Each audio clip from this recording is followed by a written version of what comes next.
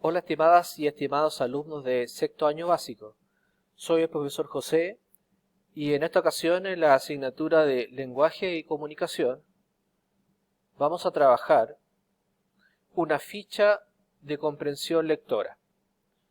El objetivo que vamos a ver en esta oportunidad es leer y familiarizarse con un amplio repertorio de literatura. A su vez, vamos a trabajar algunos objetivos transversales como por ejemplo organizar, clasificar, analizar información. Para eso vamos entonces a trabajar con esta ficha de comprensión lectora que nos va a servir tanto para analizar cuentos, libros o cualquier lectura que tenga que ver con elementos del mundo narrado. Antes de comenzar este análisis, lo primero que tenemos que tener en cuenta y tomar en consideración es que el elemento que nosotros vayamos a analizar lo tenemos que tener ya profundamente establecido. Por tanto, es importante que nosotros sepamos qué es lo que vamos a identificar, cuál es el trabajo que nosotros vamos a desarrollar, conocerlo en profundidad. Y para nosotros acercarnos a ese conocimiento profundo, lo primero que tenemos que hacer es saber lo más elemental. En este caso, saber qué es lo que estamos leyendo, qué tipo de lectura es, si tiene algún autor específico.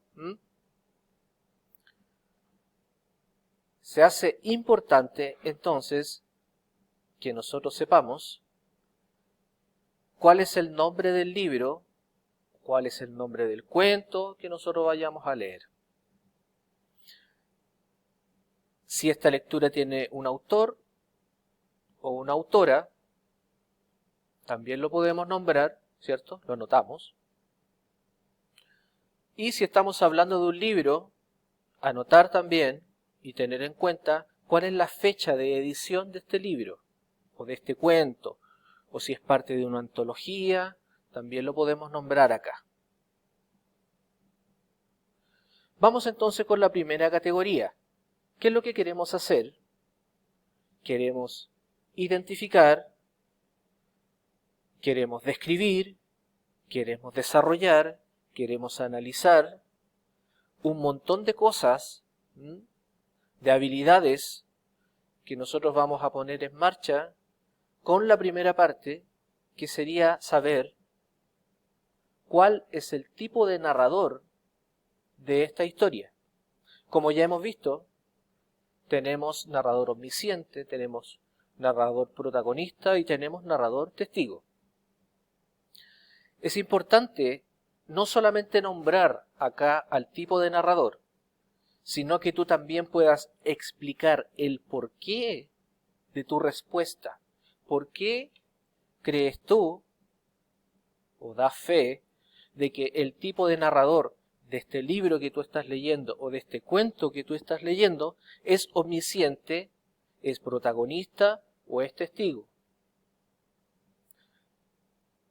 Vamos entonces con la segunda categoría, que sería personajes. Personajes tenemos entonces principales y secundarios. Lo importante cuando nosotros comencemos a analizar los personajes es mirar las cosas simples, de lo particular a lo general. Comencemos a identificar los primeros, sus nombres, las acciones que ellos desarrollan. Y algo muy importante, la descripción, tanto física, psicológica y social. En muchos cuentos, en muchas narraciones, en muchos libros, generalmente las características de los personajes no están siempre explícitas, a veces están muy implícitas y tú tienes que tratar de inferir cuáles son estas características, sobre todo si son psicológicas y son características sociales, porque en general las características físicas siempre se nombran, o la mayoría de las veces se pueden nombrar en una lectura. Así que mucho ojo con eso. En tercer lugar tenemos ambiente. Tenemos ambiente físico, psicológico y social. Al igual que la categoría anterior que era personajes, generalmente los ambientes físicos son los más explícitos. Sin embargo, el ambiente psicológico y social, tú tienes que tratar de poder conectarte con él y sacar la mejor idea de este ambiente, porque muchas veces no está escrito explícitamente en el texto, ¿ya? Describe por lo menos 2 situaciones por ambiente, ¿ya? Para que vayas teniendo claridad dentro de la lectura. Me refiero dentro de la lectura que tú vas a hacer, describe por lo menos 2 situaciones, ¿ya? 2 por físico, 2 por psicológico y 2 por social, para que vaya clarificándose mucho más, ¿ya? Tanto explícito como implícito. Seguimos entonces. Tiempo narrativo. Hablemos de tiempo narrativo. Aquí estamos hablando de un tiempo real o un tiempo imaginario. Recuerda que cuando hablamos de un tiempo real es el tiempo cronológico, es el tiempo establecido paso a paso, ¿ya? Sin embargo, el tiempo imaginario es la ruptura de este tiempo real, es la ruptura del tiempo cronológico. Es cuando una historia va y viene, cuando de repente está muy bien y vienen unos recuerdos de algún personaje y se van hacia atrás en la historia y después vuelven nuevamente. Cuando pasa eso, dentro de este cuento o dentro de esta lectura, estamos hablando, exacto, de un tiempo imaginario. Nombra este tiempo que tú logras identificar, ya sea real o imaginario, en tu lectura y trata de explicar con un par de ejemplos por qué, en este caso específico, es predominante el tiempo que tú escogiste, ya sea real o imaginario.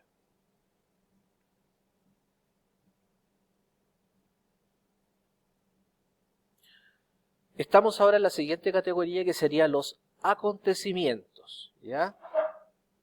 Los acontecimientos son hechos individuales, ¿ya? Y estos hechos, recuerda, que están marcados por las formas verbales, las cuales, ¿qué es lo que generan en el relato, en el cuento, en la narración?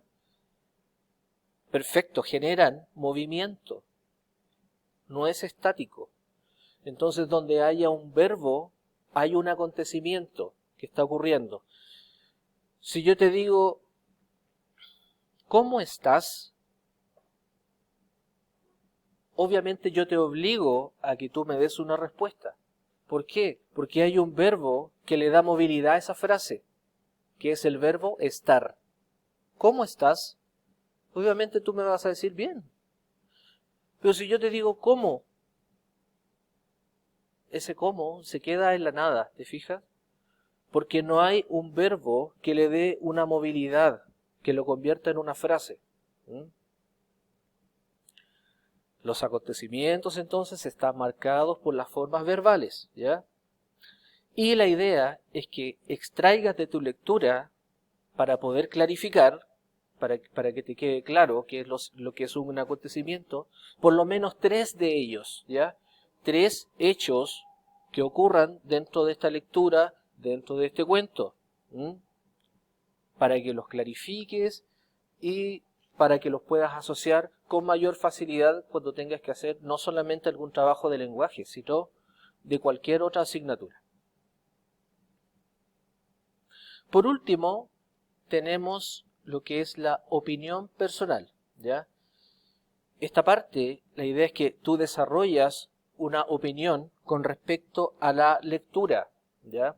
Pero ten mucho cuidado, porque si se te pide una opinión personal escrita, la idea es que tú tengas mucho ojo y pongas mucha atención en lo que son algunos aspectos, como por ejemplo la ortografía literal, la puntual, la acentual, ¿cierto? No así, por ejemplo, si se te pide una opinión personal en la cual tú tengas que hablar, por ejemplo, en una exposición, ¿ya?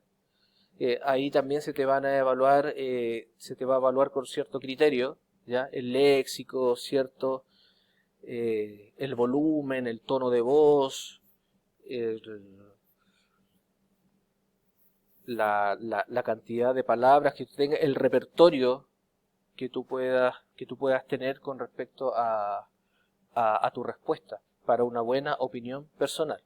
¿Ok? Muy bien, estimados alumnos. Esto es entonces un pequeño resumen de la construcción de una ficha de comprensión lectora que a la vez ya les puede servir como, como ficha bibliográfica también, para que ustedes tengan claridad cuando comiencen a leer, digamos, un cuento, una novela, una fábula, ¿ya?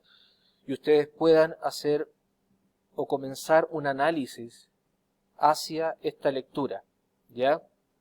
De descripción, de identificación, ¿ya? Con habilidades que no son superiores hasta las más complejas, ¿ya? Como inferir, como que ustedes tengan que aplicar, a analizar ciertos conceptos. Esta ficha les va a servir mucho, ¿ya? Esperando que cada uno de ustedes se encuentre muy bien. Les deseo mucha paz, salud y mucho bien. Que estén muy bien y nos estamos comunicando vía online. Chao, chao.